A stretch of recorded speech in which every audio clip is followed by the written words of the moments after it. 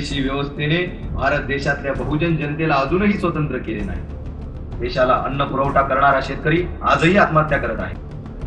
ज्या छत्रपती शिवाजी महाराजांनी आपली राजधानी रायगड येथे आणली, त्या रायगड मधील भूमिपुत्रांच्या जमिनी या देशातील मुजोर कपटी सरकार नैना, एअरपोर्ट, MIDC, मेगा सिटी अशा विविध प्रकल्पाच्या माध्यमातून षडयंत्र करून हिसकावून घेत आहे आणि इथल्या भूमिपिढ्यांना देशोधडीला लावण्याचे काम करत आहे।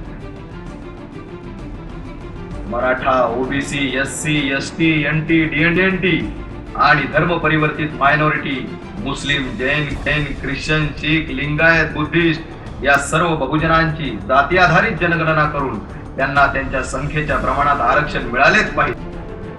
सरकारच्या खासगीकरण, उदारीकरण आणि जागतिकीकरणाच्या धोरणांमुळे बहुजनांच्या सुशिक्षित तरुण बेरोजगारांची फौज निर्माण केली जात आहे आणि सरकार प्रकल्प मोठ्या प्रमाणात बंद करून विदेशी कंपन्यांना विकले जात आहे।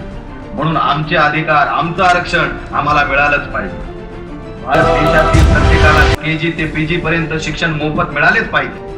SC, ST आणि भटके विमुक्त जाती जनजातींवर आजही मोठ्या प्रमाणात जाती अत्याचार होत असल्याने अॅट्रॉसिटीचा कायदा अधिक कडक करण्यात यावा आणि अॅट्रॉसिटीचा गैरवापर करणाऱ्यांवर कायदेशीर कारवाई करण्यात यावी।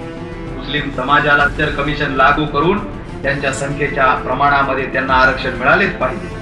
महिलांवर होणारे अन्याय अत्याचाराने तर कळतच बलात्कारी गुन्हेगार मोकाट फिरतोय आणि निरपराध दगड फोडतोय। तेव्हा उठ बहुजना जागा हो, या देशाचा राजा हो।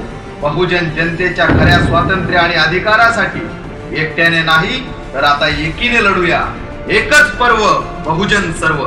चला पनवेल, 24 डिसेंबर 2016 सकाळी ठीक 10 वाजता छत्रपती संभाजी महाराज मैदान, पनवेल महानगरपालिकेच्या मागे।